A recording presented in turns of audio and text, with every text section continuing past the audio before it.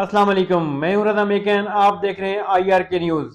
आइए जानते हैं आज की कुछ ताज़ा तरीन अपडेट्स सदीक जान साहब से। हुकूमत, मैंने लास्ट वीडियो में आपको बताया था कि तहरीक इंसाफ जो है वो इस हुकूमत के ख़िलाफ़ एक बड़ा महाज खोलने जा रही है कि अगर ये हुकूमत समझती है कि नोटिफिकेशन के बाद इस हुकूमत के लिए सब अच्छा है, तो इस हुकूमत के लिए सब अच्छा नहीं है। सिर्फ पेशावर नहीं, इस्लामाबाद नहीं, लाहौर और कराची में भी इस हुकूमत के ख़िलाफ़ महाज खोलने का फ़ैसला हो चुका है और वो महाज खोलने जा रहे हैं वकला। बहुत जिक्र हुआ कि वकला तहरीक नहीं चल रही, नहीं चल रही, नहीं चल रही, लेकिन अब वकला तहरीक के हवाले से माहौल गर्म होना शुरू हो गया है, माहौल बनना शुरू हो गया है। क्यों? क्योंकि बार कौंसल के इलेक्शंस हो चुके हैं और इसी तरह से अब बार एसोसिएशन के इलेक्शंस जो हो रहे हैं उसमें एक चीज़ साबित हो गई है।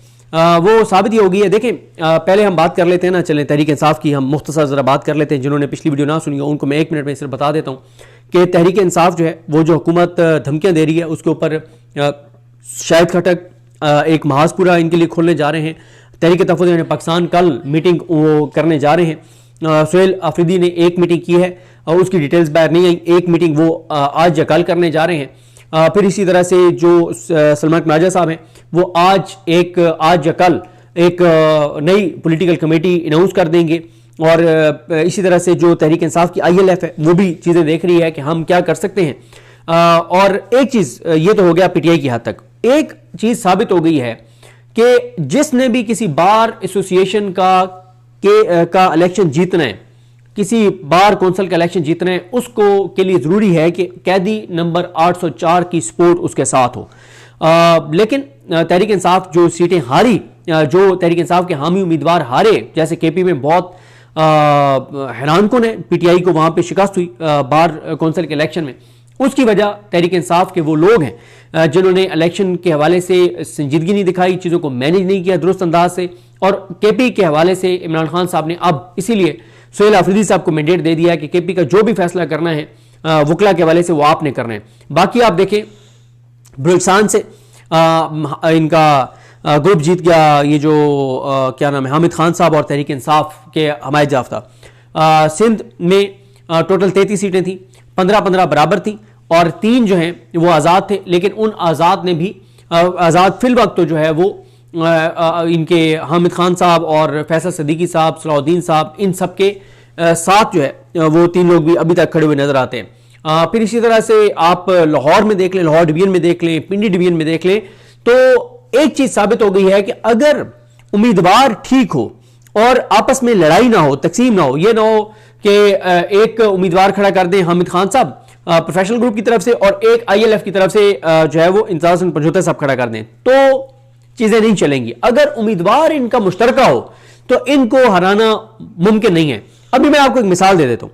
कराची का जो इलेक्शन है उस पर मैंने बात नहीं की, शाहिद हुसैन साहब ने मुझे काफ़ी चीज़ें बताई। शाहिद हुसैन साहब बड़े ज़बरदस्त रिपोर्टर हैं, सिंध हाई कोर्ट को कवर करते हैं। शाहिद हुसैन साहब ने जो चीज़ें मुझे बताई कि ये जो वहाँ पे हसीब जमाली साहब जीते हैं, और मैं कुछ और भी लोगों के नाम लूँगा, उनका बताऊँगा कि वो क्या करने जा रहे हैं।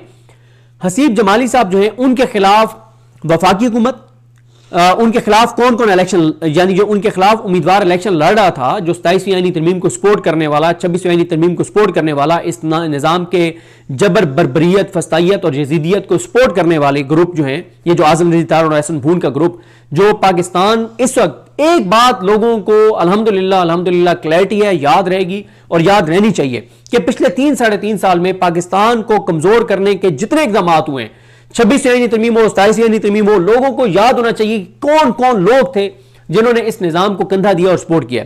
तो उसमें उनको, जो इनके हसीब जमाली साहब के मुखालिफ उम्मीदवार था, जो आजम रज़ी तार और एहसन भून के ग्रुप का था, उसको बिलावल सपोर्ट कर रहे थे बरह रास्त, उसको शहबाज शरीफ बरह रास्त सपोर्ट कर रहे थे, उसको वफाकी हुकूमत सपोर्ट कर रही थी, उसको सूबाई हुकूमत सपोर्ट कर रही थी, उसको इनके इदारे, आप समझ रहे हैं किधर मेरा इशारा है, वो इनको सपोर्ट कर रहे थे।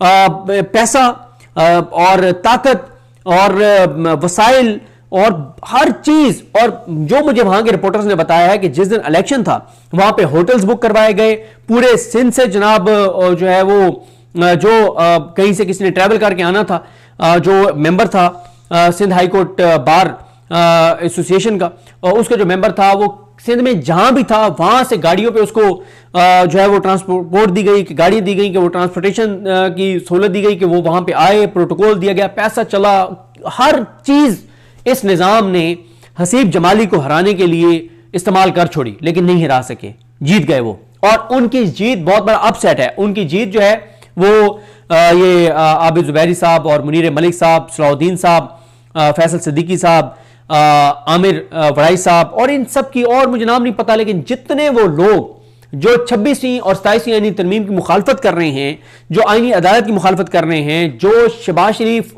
जो चीजें कर रहे हैं इसकी मुखालफत कर रहे हैं, ये हर उस पाकिस्तानी की जीत थी, हसीब जमाली की जीत, जो पाकिस्तान को आगे जाता देखना चाहता है। अच्छा, मैं आपको बताऊं कि एक तो इन्होंने मैं इस पे आता हूं, लाहौर में कल एक आम इजलास जो है वो बुला लिया गया है।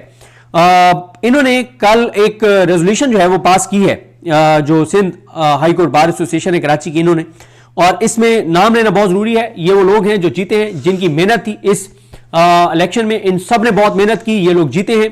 और इन्होंने 27वीं आईनी तरमीम, 26वीं आईनी तरमीम के खिलाफ मुहिम चला के और फतह हासिल किया है।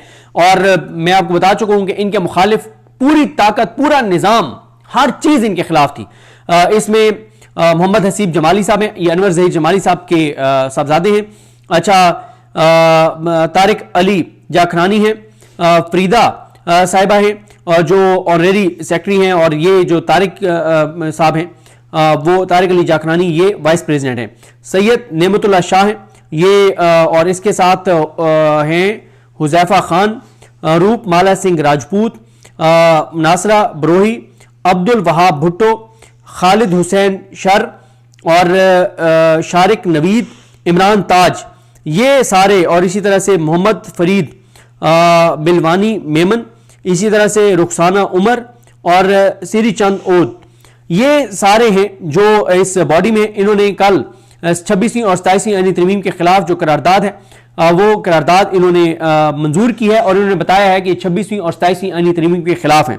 अच्छा, अब आ जाए, कल एक वकला का जो इजलास है वो लाहौर में तलब कर लिया गया है, और ये बुलाया है जो सदर रहे Lahore high court bar association Malik Asif Ahmad निस्वाना, और चौधरी मुबशर रहमान जो सदर हैं लाहौर बार एसोसिएशन के, इन्होंने बुलाया। अच्छा, इसमें उन्होंने लिखा है कि ऑल पाकिस्तान वकला नुमाइंदा कन्वेंशन, ये ऑल पाकिस्तान का है, और इसमें वकला तहरीक के हवाले से क्या स्टेप्स लेने हैं।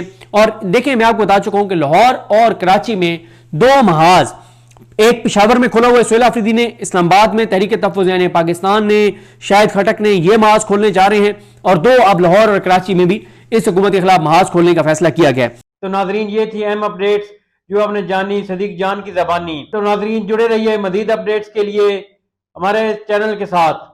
अपना और इस चैनल का ख्याल रखिएगा। इसी के साथ अपने मेजबान रजा मेकन को इजाजत दीजिए। अल्लाह हाफिज।